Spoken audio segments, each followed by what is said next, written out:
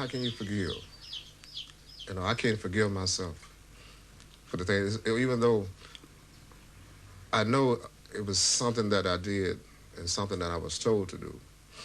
But how can I forget that? Or forgive? I can't. I live with it every day. It's easy for you to say, well, you go ahead with your life. But how can you go ahead with your life when this is holding you back? How can I can't put my mind to anything positive because it's always negative?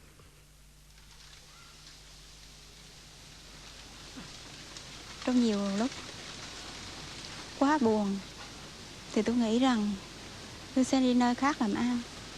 Nhưng mà sau đó thì tôi nghĩ ra vì nơi nào trên đất nước tôi thì cũng vậy thôi.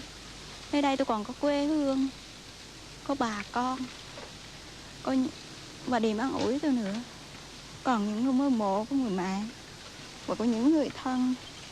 Nên tôi không thể nào bỏ nơi này mà để được.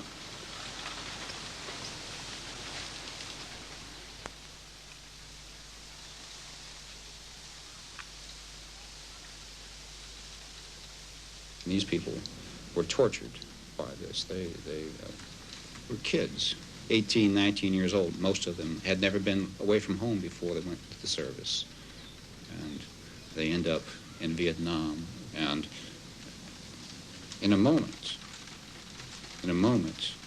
following orders, in a context in which they've been trained, prepared to follow orders, they do what they're told, and they shouldn't have, and they look back a day later and realize that they probably made the biggest mistake of their life. There are only a few people who were in those circumstances who had the presence of mind and the strength of their own character that would see them through that circumstance. Most people didn't. And for most of them, even people that I personally just was stunned to discover that they'd made the wrong choice, they did. And they had to live with it. They have to live with it. And so do I. So do we all. There's a part of me that's kind and gentle. There's another part of me that's evil and destructive. Very evil and destructive. There's more destructiveness in my mind than goodness. There's more wanting to kill or to hurt than to love or to care. I don't let anyone get close to me. That loving feeling or the caring feeling is not there. And that was caused by My Lai, you think? That was caused by My Lai.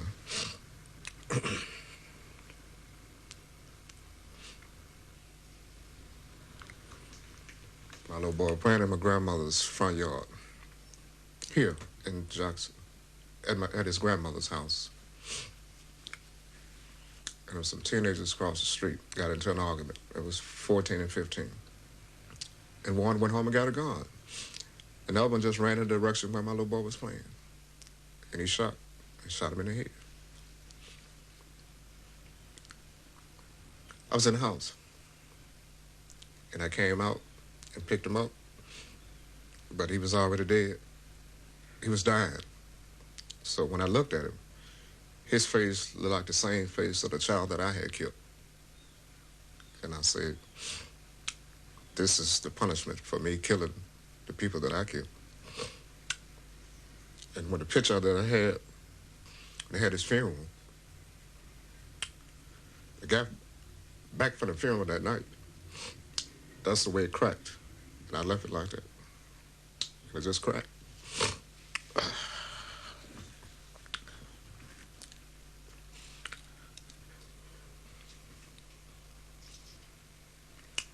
How much of this stuff do you have? I take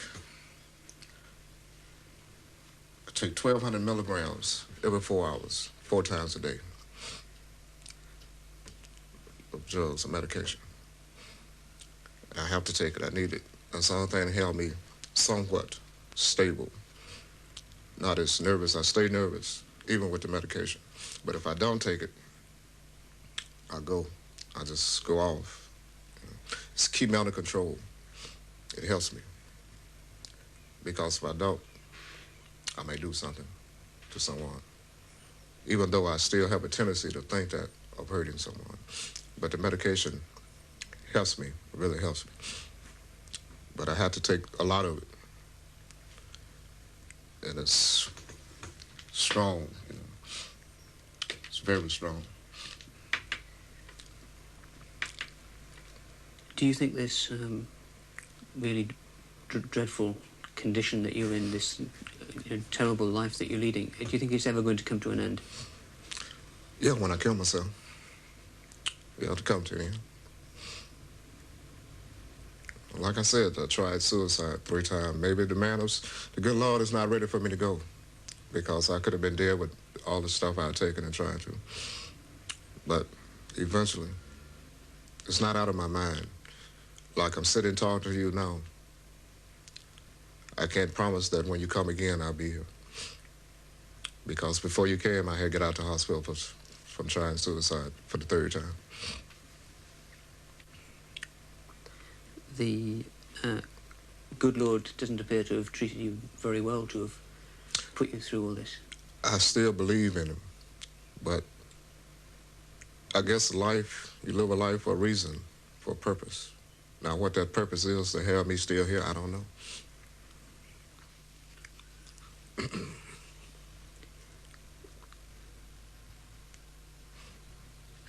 Are you ashamed or sorry for what you've done? Yes, I'm ashamed, I'm sorry, I'm guilty, but I did it.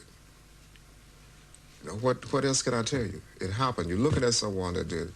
It can happen if you go to war. Those are the type of things will happen. It can happen to anyone. After they train you and they program you, it can happen. It happens. That's reality. That's what war is. War is not something that I shoot at you, you shoot at me. Well, we take time out. You know, well, don't shoot me here, don't shoot me there. War is war. It's killing all type of ways. And that's where we don't need another war. Don't be walking up to that man's back. Keep that distance. I told you what it was. Hey, keep your head and eyes straight to the front. Why, you seem like you can't hang? Keep that distance.